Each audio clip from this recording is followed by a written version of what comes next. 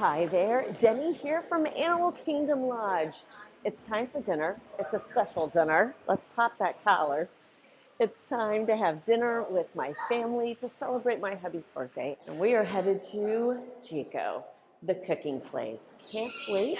It's our first official time getting to go here as a family and to have the full in-restaurant experience. Just a heads up, as we go in, I am here with my family, and so a lot of the review will be after the fact, but don't worry, I will absolutely show you the in-restaurant experience and take you along for the journey, and then we'll stop, sit down, and talk about what the experience was like at the table. I've only eaten here with a group in the banquet room before for an event. So to get to be here with my family is truly magical. I hope the meal is as well. I've only ever heard wonderful things about this place. This is signature dining.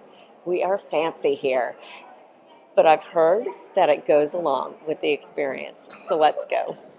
Our actual cooking place is right over here. We've got two functioning indoor ovens. We actually make our duck flatbread in one of those ovens, which is one of my favorite appetizers. Amazing. And on the other side, we make our Jiko salad. Oh, hello.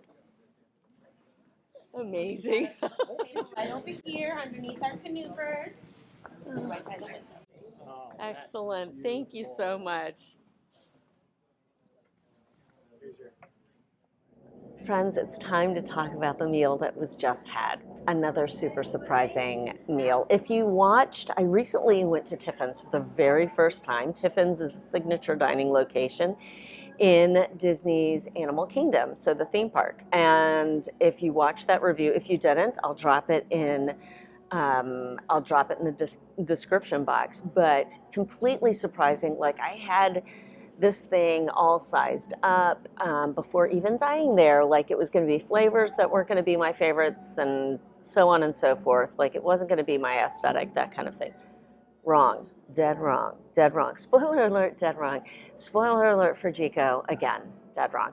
I've heard for years about how magical this place is, how gorgeous it is. I mean, aesthetically speaking, yes. You step into a story. So the birds that are flying over our portion of the restaurant where we ate are called canoe birds. And those canoe birds are mythical birds from African storytelling. And they bring blessing and favor to you. So over your fields for a good crop and for prosperity, and then they circle around the restaurant and go into what they call their sunset wall at the back, which has lighting that as the natural lighting outside changes, that wall changes, and then the canoe birds become a part of that wall. Like you can just see that there are canoe birds on the side. Anyhow, aesthetically speaking, gorgeous. Like a blue, dark blue ceiling / sky, like just gorgeous. The meal. I'm trying to get comfortable here because I'm very full. That meal was amazing. I enjoyed it immensely. I made really good choices tonight. Sometimes I walk out of a meal and I go, oh, I didn't make the strongest choices. I feel like I made some pretty strong choices tonight. Listen, it is signature dining, so we are talking expensive meals, what I would classify as expensive. I know that's subjective, really. But for me, $52 for a short rib, that's going to be on the more expensive side. Now, when you compare the short rib that I got, the amount that I got, and the amount that we got at Tiffin's for $51, this absolutely was more on what I feel like Tiffin's should be serving. If you're going to put a $51 price tag on a meal, we shouldn't be getting the small portion of short rib like we got at Tiffin's. Today, chef's kiss. That braised short rib was delicious. It had the warm spice profile, warm flavors going on, but not overwhelming, not at all. It was just a lovely underbed of flavor. Okay, it's time to try the Botswanan braised short rib. This is $52. It comes with hominy and carrot, like it Looks so good. It comes with slow-cooked beef short rib, hominy, sea peas, and carrots. And it just looks like comfort. Here we go. That is delicious. Sauce is, that glaze is so sweet. Hominy, take a look at that. Kind of corny taste. Very interesting. Starchy, hearty. There's like a warm flavor to that. Yeah, that's really short rib. You are doing it. So good. I'm gonna try Brian's oak grilled filet mignon. I mean, this filet mignon, choice of bone marrow crusted filet mignon, 4 cheese macaroni, seasonal vegetable, and a chocolate red wine demi glaze. And Brian's giving me a piece to try. Bon appetit. It's a little pink. You know how I'm feeling right now. That filet's delicious. The crust on that is. Do you want to know what the crust is? What is it? Bone marrow. Oh, well, I know, oh, that's right. Bone marrow. It's a bone marrow crust. That crust is so good. I also have some of the 4 cheese mac and cheese to be able to try. I'm so excited. The filet mignon comes with this. My dish did not, but we got an extra to the table. So partake I will. If you're a mac and cheese fan, please get this. It's creamy, delicious. It has breadcrumbs on the top. I mean, it just has depth. Get down in there. Look how creamy that is. Spiral pasta. Mild and delicious. I'm going to eat that. But back to my short rib. That Jiko salad, oh my goodness. For the love of all things fresh and green, please get that salad if you come here to Jiko. It's unlike any other salad that I've had. The flavors married so beautifully. You had pomegranate seeds going on. You had yellow carrots, very thinly sliced yellow carrots. That vinaigrette, oh, so good. You also had slices of stone fruit in the salad as well as orange. Like, I'm someone who loves citrus. So anytime there's citrus involved in a salad, I'm there. I'm there, and my napkin is wrapped around my neck. Like, I'm ready to go. Fork in hand. Oh, that's different. Different flavors. Warm, delicious, bright citrus. Oh, that's so good. The other dishes that were had around the table were roundly enjoyed by all. We had the duck confit flatbread. That duck confit flatbread, just fantastic. In fact, our server, Brenda, said it was her favorite thing on the appetizer menu, and I don't blame her one bit. It was smoky, it was sweet, just so good. And I'm not a huge duck fan. I will eat it, but it was a hit. There were a couple of us at the table who got the diver scallop with Moroccan snails appetizer, $18. Literally, you get a diver scallop and 5 or 6 Moroccan snails. It all comes in a fragrant broth. Seemed to be good things being said about that. I think both my son Cam and my father-in-law got those. Now, when we asked Brenda, our server, what her favorite entrees were, she said top 3 are the oak grilled filet, and then the lamb shank, and then what I ended up with, what I chose. I was so glad that my dish that I had kind of sized up made her top 3. It was the braised short rib.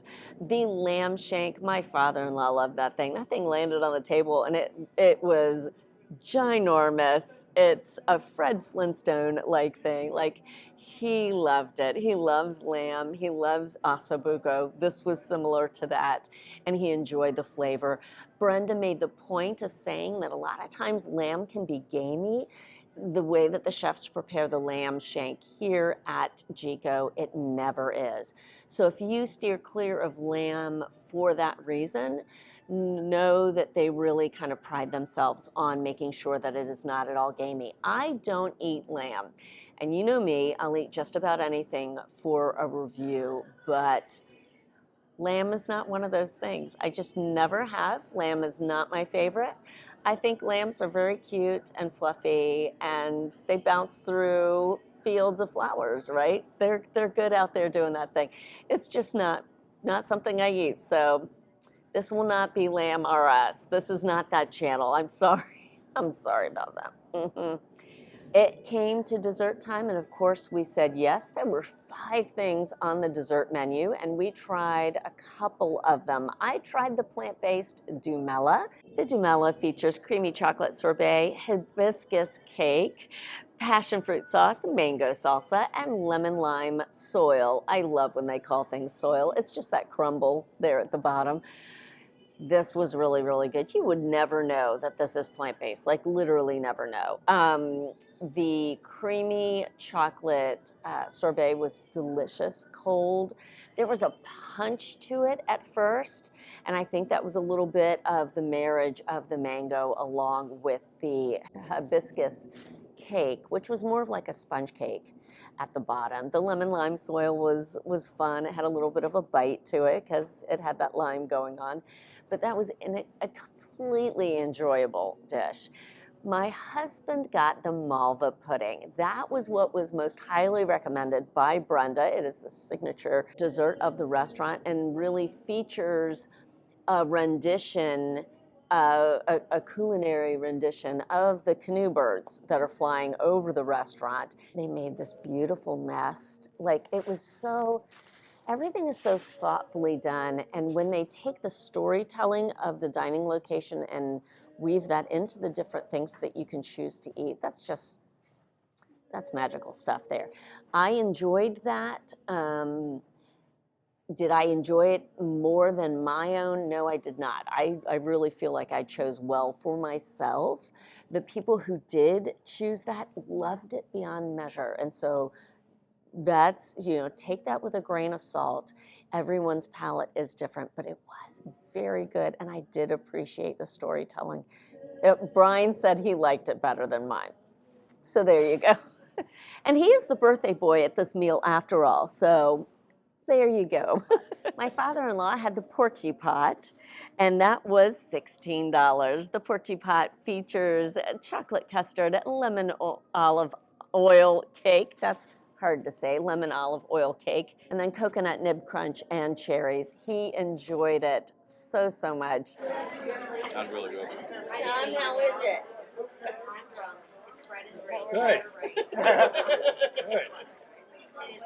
And then, of course, Brian and I ended the meal with a small pot of the Kenyan coffee. It is a Joffrey's blend, especially for Jiko, and we are wired right now.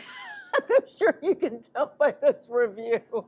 So we decided to go not with the large press pot, which would have given us 4 cups of coffee, but with the small press pot, which gave us 2 cups. It was actually more like, 2 1/4 cups, and it was worth it. It was delicious.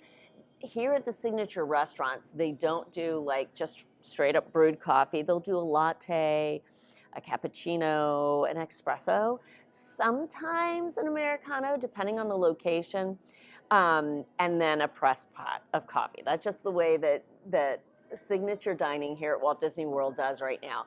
And that press pot is worth it. It was silky smooth. It was absolutely delicious. Of course, I put in like sugar in the raw, and they have the cubes, the sugar cubes here. So I dropped a few sugar cubes in, a lot of cream, and we were good to go. And I will be partying all night long, believe me. Jiko is so unique. Can I just say that? I mean, I don't want to use a word that's used a whole lot to describe all sorts of different things, and isn't everything. I mean, there are so many unique things about Walt Disney World dining, but really and truly, Jiko is a very special spot. This will not be the last time that we come to Jiko. And between the two, between Tiffin's and Jiko, I enjoyed Jiko more than Tiffin's. And I think a lot of it comes from the environment. Jiko felt like signature dining. I'm not sure Tiffin's did. I enjoyed Tiffin's, don't get me wrong. I enjoyed the Africa-themed room that we ate in. Again, and I explained it all in the Tiffin's review, I don't know that I would have felt that way in the conservation-themed room, and possibly not even in the Asia-themed room. But I definitely did in Africa. Like, I felt like it was nicer. But really and truly, here at Jiko, and it's just a different environment altogether, right? You are in a resort, you are in a deluxe resort. It's different than being in a theme park. But I really feel like I got what I paid for. I had the full experience, and it was one really to be savored. Please make sure you stop by the cooking place before you leave the dining location for the evening. It's so neat to see the food being prepared right there in the cooking place. It truly is, as I said, in restaurant, it is the heart of the restaurant itself. Just stop and really soak in your environment because it is so very unique. It was just lovely. Now, Jiko only serves dinner. They begin reservations at 5 p.m. So we had a 5:05 reservation, and it was really nice to kind of get to enter the restaurant and not have it be a full restaurant. One thing I noted while we were there at the table, in case this is something that you like to keep an eye out for, is it's not as loud as other dining locations. Now, as the restaurant filled later in the evening, because we were there for a bit, it takes a while to get, to get through your meal. You really want to savor it, but it did get a little bit more of a din to the restaurant, but really and truly, even then, it didn't come close to touching some of the other restaurants and how loud, truly loud that they can be. So if you have someone who has sensitive hearing in your party, or you just want to have a conversation without shouting, Jiko is going to be good for you. One thing I wanted to mention before I go is there are 3 enhancements on the menu that you can add to your meal experience. The Bobotie mac and cheese is one of them at $22. The Bobotie mac and cheese has a cult following, so if you want to give it a try, you can absolutely do so. Also, you have the Zulu oxtail samp and beans as well. I believe that's $14. And then you have a poached shrimp option as well. So definitely check those out. As Brian and I really talk about the last overall thought before just of our experience, we felt like we were being welcomed in by family. That's what Brian was the first one to bring it up, and it is absolutely, he's right, like it is this warm, familiar feeling, familial feeling, completely. They take great pride. Brian made that point. They take great pride, the cast members do. So the question comes to you, have you been to Jiko? Is it on your Disney must-eat list? Let me know down in the comments. I look forward to having this conversation with you. If not, if you've not been, is it on your must-do list? What other signature dining locations, if not Jiko, which other ones are? Let me know down in the comments, please. I'd love to talk to you about this. Thank you so much for watching tonight. Your watching this channel is such a tremendous gift. If you haven't already, please consider giving this video a like. Please consider subscribing to the channel, and please just consider sharing it with a friend. If you'd like to support this channel in an increased fashion, please consider joining the Whole 9 Yards Patreon team. You can find all the information that you need linked down in the description box, or by heading to www.patreon.com/Deni_Sunderly. We have so much fun, exclusive live streams, behind the scenes stuff, me sharing my 2 cents worth and adventures out at Disney, and it's $5 a month. Love to have you join in. Follow me for fun on Instagram in between all of the videos at Deni_Sunderly. I'd love to have you hang out with me there. Thank you so much again for watching. from Disney's Animal Kingdom Lodge, which just gets more and more magical as the sun goes down. Thank you so much. Have a great one, everyone. Take care. Bye-bye.